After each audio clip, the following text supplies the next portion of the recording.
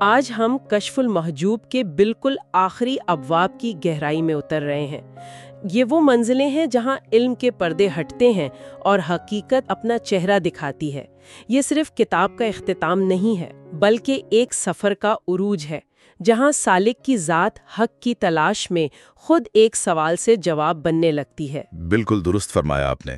حضرت داتا گنج بخش علی ہجویری اللہ ان کے درجات بلند کرے ہمیں ان مقامات اور احوال سے روشناس کراتے ہیں جہاں عقل جو ہے نا وہ پیچھے رہ جاتی ہے، سوال خاموش ہو جاتے ہیں اور دل کی واردات شروع ہوتی ہے۔ یعنی یہ وہ کیفیتیں ہیں جہاں سالک کا اپنا وجود، اپنی خواہشات، وہ سب حق کی حقیقت میں گم ہونے لگتی ہیں۔ جی بالکل، یہ فنا کی طرف پہلا قدم سمجھ لیں، اور یہ صرف آپ کہیں کہ نظری باتیں نہیں ہیں، یہ باقاعدہ روحانی تجربات کی ایک دنیا ہے۔ تو ہماری آج کی گفتگو کا محور کشف المحجوب کا یہی آخری حصہ ہے، اور مقصد یہی ہے کہ ان گہرے روحانی نکات کو سمجھا جائے، ان تجربات کی حقیقت تک پہنچنے کی کوشش کی جائے جو آج بھی صدیاں گزرنے کے بعد بھی راہ حق کے مسافروں کے لیے مشعل راہ ہیں۔ انشاءاللہ۔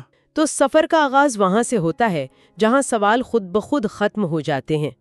کتاب میں ذکر ہے، بلکہ قرآن کریم کی آیت کا حوالہ بھی ہے کہ اللہ تعالیٰ ایسے سوالات سے منع فرماتا ہے جو غیر ضروری ہوں یا شک پیدا کریں۔ جی، سورۃ البقرہ کی آیت 108 کا حوالہ ہے۔ تو کیا یہ صرف فضول سوالات سے منع کیا گیا ہے یا اس کا کوئی اور گہرا مطلب ہے؟ دیکھیں، اس کی دو سطحیں ہیں۔ ایک تو ظاہر ہے کہ فضول گوئی سے بچنا، فتنے انگیز سوالات نہ کرنا، یا اللہ کی ذات و صفات کے بارے میں ایسی کرید نہ کرنا جو ایمان میں کمزوری لائے، یہ تو ایک بات ہے۔ جی، لیکن اس سے آگے بڑھ کر ایک روحانی مقام ہے جہاں بندہ اللہ کی معرفت اور اس کی محبت میں اتنا گم ہو جاتا ہے، اتنا محو ہو جاتا ہے کہ سوال کی ضرورت ہی نہیں رہتی۔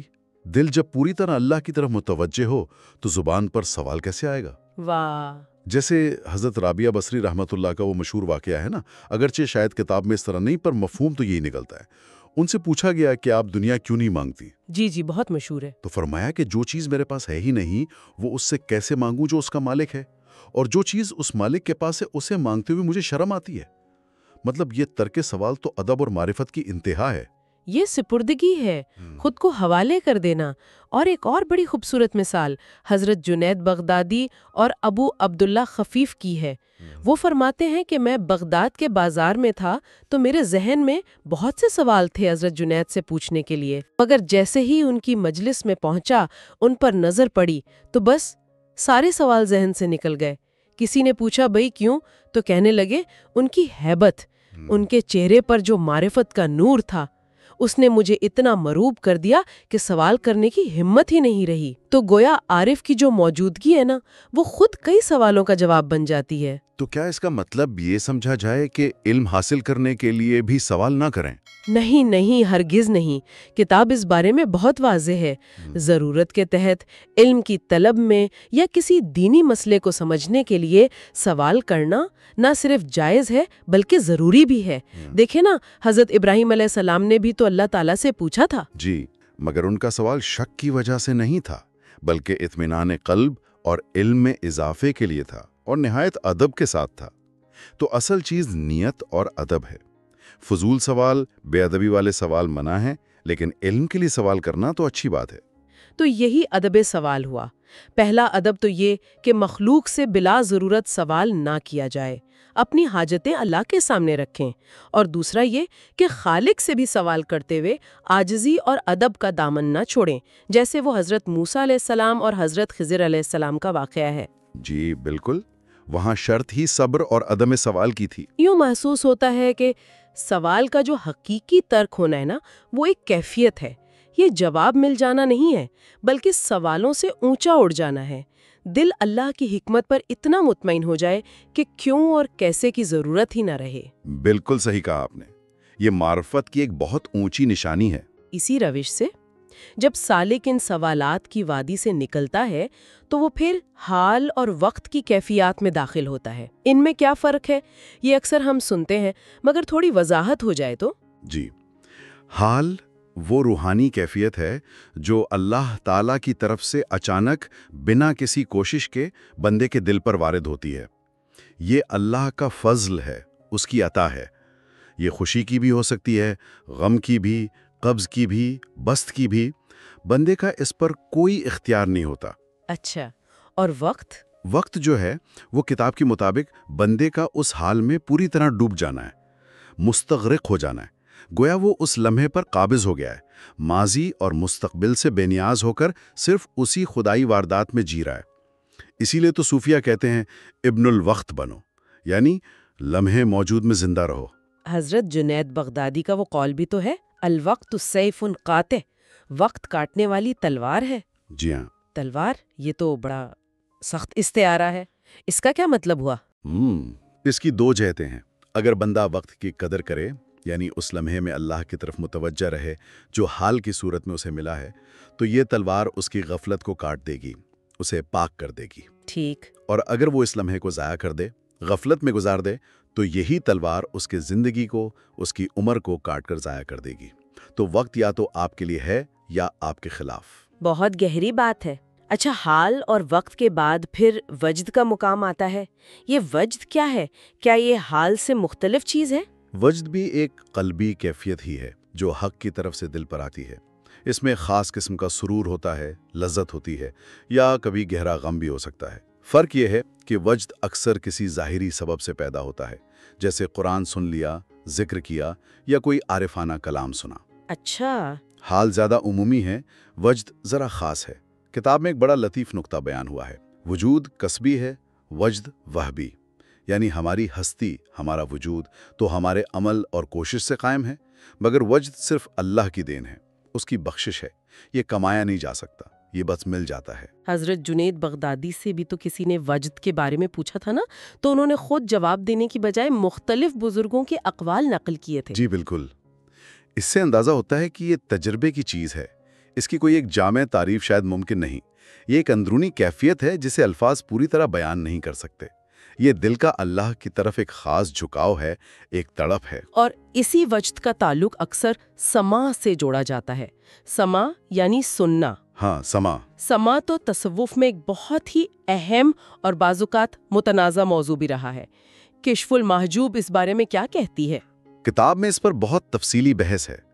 سماع سے مراد خاص طور پر قرآن سننا، ذکر سننا، حمد و نعت یا ایسا عارفانہ کلام سننا ہے جس سے دل میں اللہ کی محبت، اس کی یاد کی کیفیت پیدا ہو۔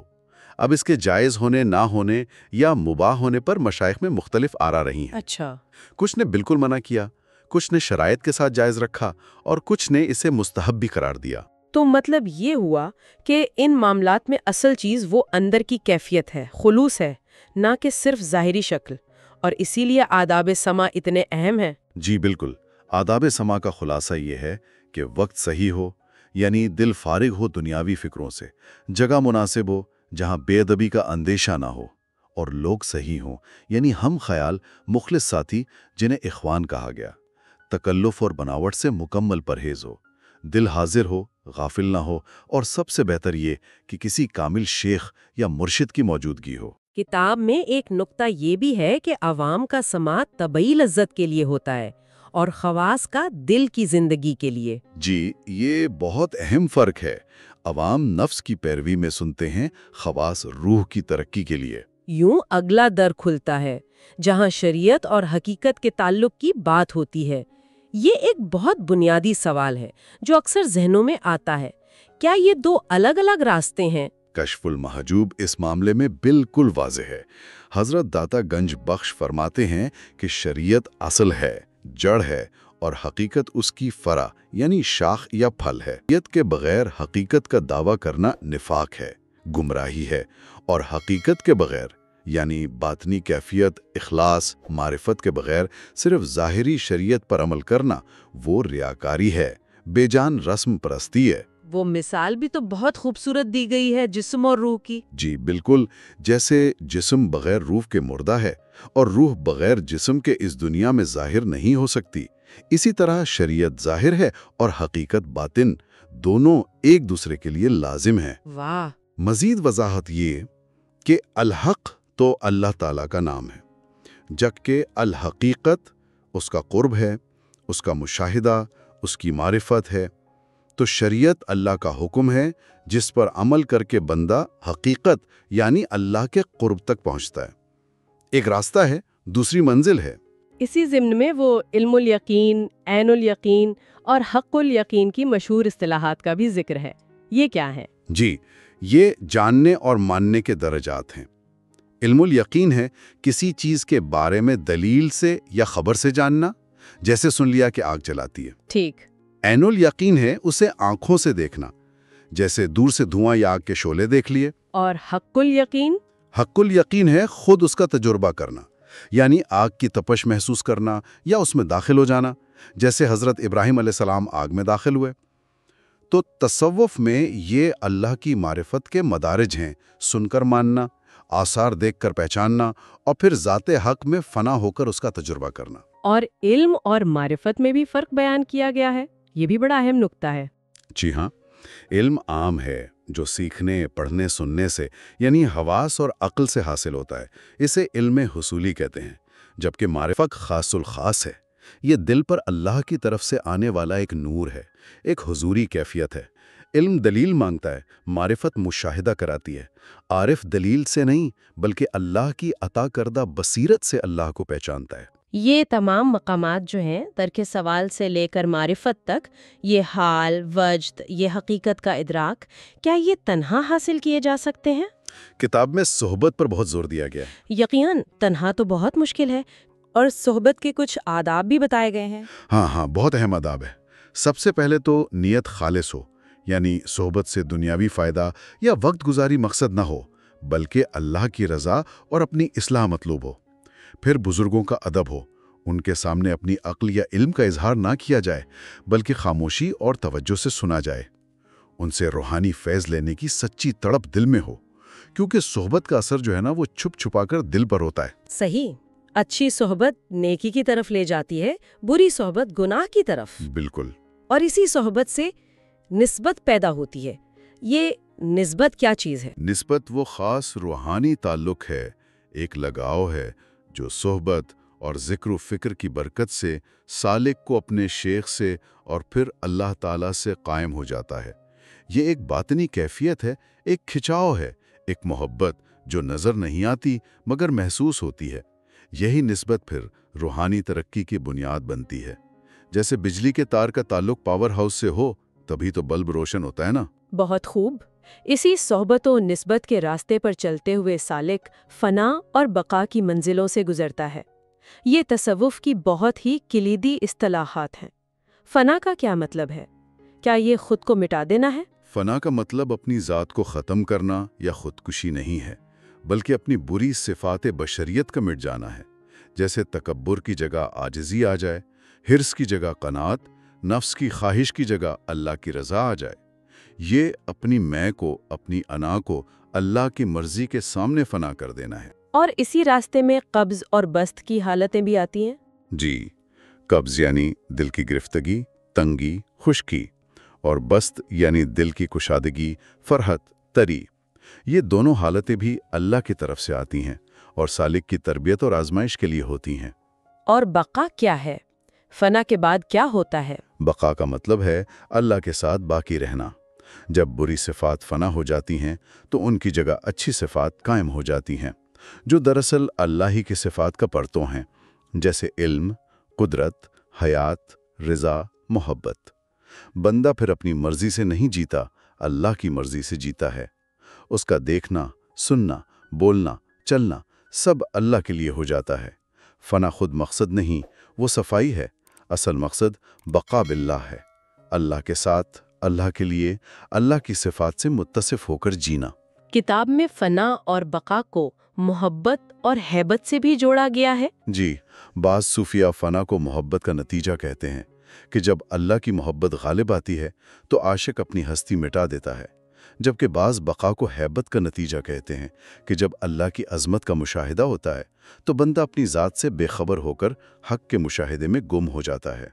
दोनों ही पहलू दुरुस्त हैं। इन तमाम मराहिल से गुजरकर तर्क सवाल, हाल व वक्त, वजद व समा, सोहबत व निस्बत, फना व बका, इन सब से गुजरकर ही कश्फ का वो राज खुलता है जिस पर किताब का नाम है। तो ये हतमी कश्फ क्या है? क्या ये कोई करामत दिखाना है या गैब की खबरें जानना है? हज़रत दाता गंज बख्श के नज़दीक कश्फ महज गैबदानी या करामत नहीं है। اصل کشف ہے حجابات کا اٹھ جانا، پردوں کا ہٹ جانا۔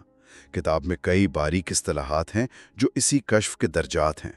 محاضرہ یعنی دل کا اللہ کی بارگاہ میں حاضر رہنا، مکاشفہ یعنی باطن کی آنکھ سے حقائق کا کھلنا، اور مشاہدہ یعنی دل کی آنکھوں سے براہ راست حق کا دیدار یا اس کی تجلیات کا تجربہ کرنا۔ تو اصل بات پردوں کا ہٹنا ہے۔ یہ کون سے پردے ہیں؟ یہ کئی طرح کے پردے ہیں۔ نفسانی خواہشات کے پردے ہیں، دنیاوی فکروں کے پردے ہیں، تکبر اور خود پسندی کے پردے ہیں، حتیٰ کہ بعض اوقات نیک اعمال اور روحانی مقامات کا احساس بھی حجاب بن جاتا ہے۔ کشف المحجوب کا مطلب ہی ہے چھپی ہوئی چیز کا ظاہر ہونا یا پردوں کا اٹھایا جانا۔ تو آج کی اس گفتگو کا اگر خلاصہ کریں تو کشف المحجوب کا آخری حصہ سالک کو سوالات پوچھنے کی سطح سے اوپر اٹھا کر ترک سوال، سپردگی، ادب اور پھر قلبی واردات کی دنیا میں لے جاتا ہے۔ جی، ہم نے دیکھا کہ حال، وقت، وجد اور سما یہ محض جذباتی کیفیات نہیں بلکہ معرفت الہی کے راستے کے اہم تجربات اور مقامات ہیں جن کے اپنے اصول، آداب اور شرائط ہیں۔ خاص طور پر سما کی بحث سے یہ واضح ہوا کہ اس کی اصل روح کیا ہے اور حدود کیا ہیں۔ پھر یہ بنیادی نقطہ سمجھا کہ شریعت اور حقیقت الگ نہیں بلکہ ایک ہی سکے کے دو رخ ہیں، جڑ اور پھل کی طرح۔ شریعت کے بغیر حقیقت گمراہی ہے اور حقیقت کے بغیر شریعت بے جان۔ علم الیقین سے حق الیقین تک کا سفر اسی ظاہر و باطن کو ساتھ لے کر چلنے سے ہوتا ہے۔ بالکل، اور اس سفر میں اللہ والوں کی صحبت اور اللہ سے ایک مضبوط باطنی نسبت یعنی تعلق کی جو کلیدی اہمیت ہے اس پر بڑا زور دیا گیا۔ یہی چیزیں سالک کو اپنی ذات کی نفی یعنی فنا اور حق کے ساتھ بقا کی منزل تک پہنچاتی ہیں۔ قبض و بس جیسی کیفیات اسی راہ کے اتار چڑھاؤ ہیں۔ اور آخر میں کشف کا حقیقی مفہوم سامنے آیا کہ یہ کرامات یا غیب دانی نہیں بلکہ نفس، دنیا اور خودی کے وہ پردے ہیں جن کے اٹھ جانے سے حق کی معرفت اور مشاہدہ نصیب ہوتا ہے۔ یہی کتاب کا نام بھی ہے اور اس پورے روحانی سفر کا مقصود بھی ہے۔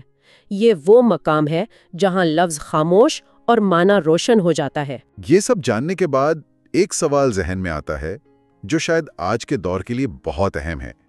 آج جہاں ظاہر پرستی زیادہ ہے، رسوم کا غلبہ ہے، کیا ہم ان باطنی کیفیات کو جیسے حقیقی وجد، روح پرور سما، صحبت صالحین کا اصل فیض، ان کو ان کی اصل روح کے ساتھ زندہ رکھ سکتے ہیں؟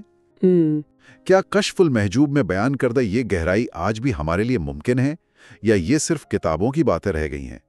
یہ ایک چیلنج ہے جس پر ہم سب کو سوچنا چاہیے۔ اگر آپ کو یہ روحانی سفر پسند آیا تو فکر نامہ کو سبسکرائب کریں۔ اگلا سفر ایک نئی کتاب، ایک نئی روشنی کے ساتھ شروع ہوگا۔